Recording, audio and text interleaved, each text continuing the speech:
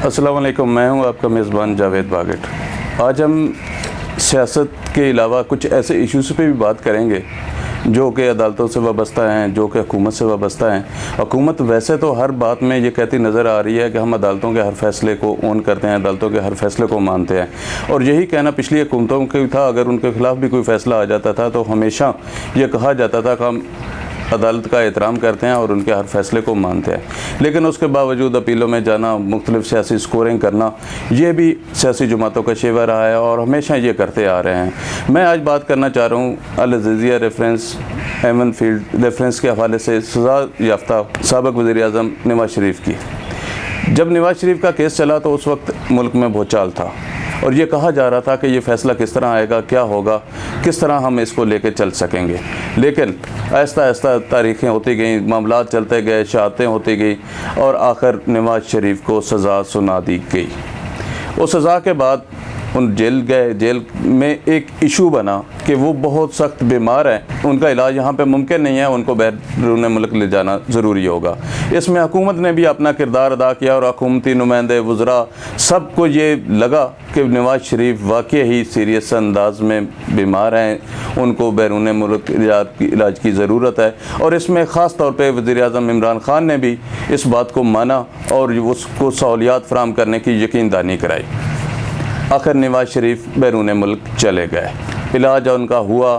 जिस तरह उनके मामलात चल रहे हैं, मुख्तलिफ़ ज़रिए से उनकी बातें होती रहीं कि आज ये मामला ज़ेर बहस है कि उनको कुछ नहीं था, वो वैसे ही गए थे। इसका ज़िक्र एक दफ़ा पहले भी इमरान ख़ान साहब ने अपनी एक तकरीर में किया था कि मैंने जब उनको जहाज़ पे चढ़ते देखा तो मुझे लगा कि उनको कुछ नहीं है, लेकिन उसके बाद मुसलसल खामोशी इख्तियार कर ली गई।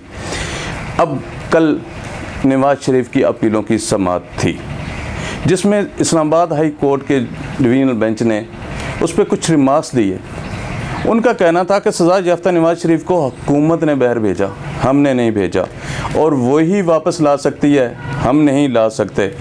ECL में नाम हुकूमत ने निकाला, हमें नहीं पता, हमें नहीं बताया गया, बल्कि मुल्ज़म का पता ही नहीं कि फ़ैसला किस वक्त हुआ, क्या हुआ, किस वक्त वो बाहर चले गए, हमें इतला तक नहीं दी गई। ऐसे हालात में क्या आप समझते हैं कि इस तरह के वाक़यात के बाद आगे का अमल क्या होना चाहिए? अदालत का मज़ीद कहना था 20,000 सफ़ात पर मुश्तमिल ये अपीलें जिनकी हम समाअत कर रहे हैं, जब मुल्ज़म में नहीं तो हम फ़ैसला किस तरह देंगे? हुकूमत को इसे वापस लाना होगा। हमारे ज़िम्मे जो काम है वो हम अपनी ईमानदारी से कर रहे हैं। दूसरी जानब वज़ीर-ए-आज़म इमरान ख़ान का रवैया आए दिन सख्त होता जा रहा है।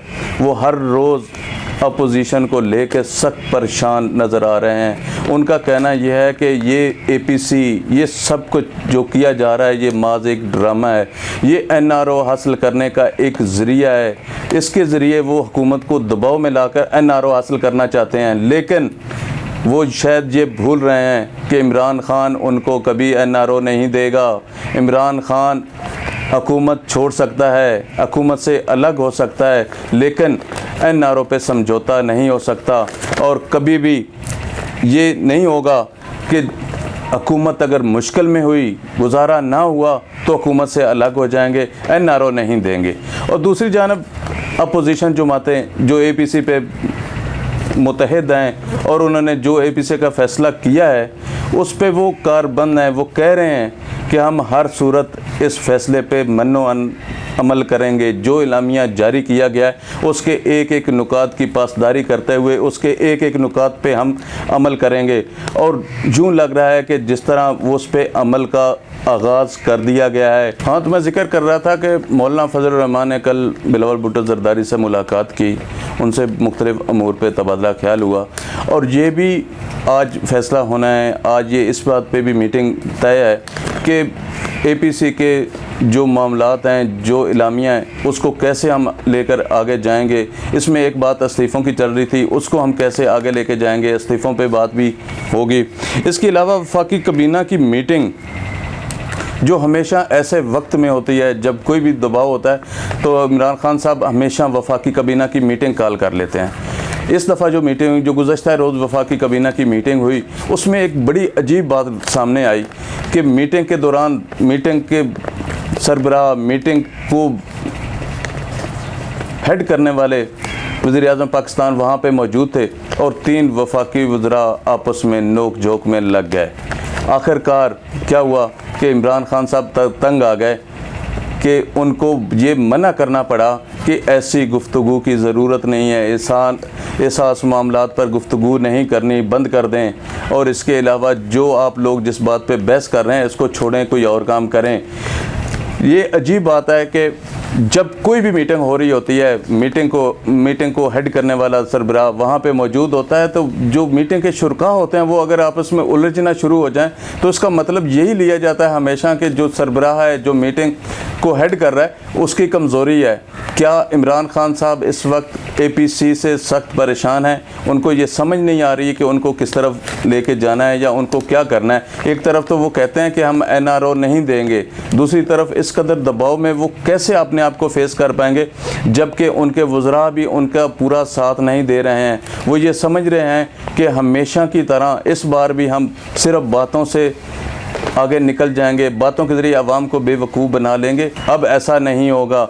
हमेशा की तरह कौम अब बहुत कुछ जान चुकी है। इसमें वज़ीर-ए-आज़म इमरान खान भी कहते नज़र आते हैं कि नवाज़ शरीफ की वीडियो, नवाज़ शरीफ की तकरीर क्यों नशर की, क्यों सुनने दी गई, ताकि आवाम को ये पता लगे। जो लोग कहते हैं कि नवाज़ शरीफ साहब बहुत बीमार थे, बहुत बीमार हैं, उनका इलाज वहाँ पे ज़रूरी है, ये तकरीर सुन के उनको ये पता लग जाएगा कि नवाज़ शरीफ साहब कितने बीमार हैं और उनकी क्या हालत है। कौम पहले से ये आगाह है। ये जो ABC का इन्होंने ड्रामा रचाया है, कौम इनसे आगाह है कि उन्होंने किस तरह मुल्क को लूटा, किस तरह मुल्क के अवाम को लूटा, किस तरह अवाम को मुश्किलात में डाला, वो सब जानते हैं। लेकिन इन सारी बातों में एक चीज़ बड़ी वाज़ेह नज़र आती है कि इमरान खान साहब सख्त परेशानी में हैं। उनको ये लग रहा है कि उनकी टीम मुनासिब काम नहीं कर पा रही है। वो वजारतें बदलने की सोच रहे हैं, जो पहले भी मुख्तलिफ़ औकात में इन्होंने वजारतें तब्दील की। अब खाने पीने की अशिया इस कदर महंगी, वारदातें, मामलात इस कदर बिगड़ते जा रहे हैं कि जो हुकूमत के बस में नज़र नहीं आ रहे हैं। एक तरफ तो इमरान खान साहब ये कहते हैं कि उनका किसी बात से कोई तल्लक नहीं है, नैब खुद मुख्तार है, जो कुछ कर रहा है नैब अपनी मर्ज़ी से कर रहा है। ये इमरान खान साहब भी कहते हैं और उनके वज़रा भी ये कहते हैं कि नैब से इमरान खान साहब का कोई लेना देना नहीं है।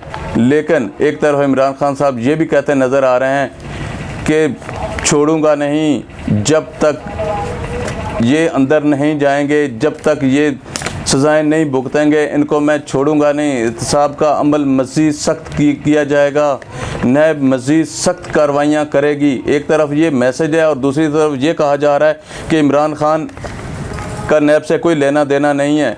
लेकिन इसमें अपोजिशन के कुछ जो अरकान असम्बली हैं, उनका कहना है कि सारी बात हम मानते हैं, इनकी बात सुनते भी हैं और अपने उस पर कमेंट्स भी करते हैं। लेकिन एक बात हमें अच्छी तरह से पता है, ये जो लोग कहते हैं ना नैब से इमरान खान का कोई लेना देना नहीं है, इमरान खान का हुकूमत से तो कोई लेना देना नहीं हो सकता।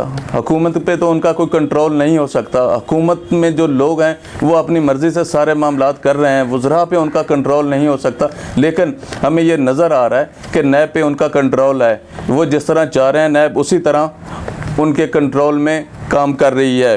वज़ीर-ए-आज़म मज़ीद शिकंजा सख्त करने की बात है तो उस पर शहबाज शरीफ कहते हैं कि शिकंजे जितने भी सख्त कर लें, जो कुछ भी कर लें, APC के एलामिये पे हर सूरत अमल होगा, चाहे मैं अंदर हूँ या मैं बाहर हूँ। लेकिन APC का एलामिया हर सूरत कामयाब होगा और उसके हर एक नुकात पे अच्छी तरह से अमल किया जाएगा।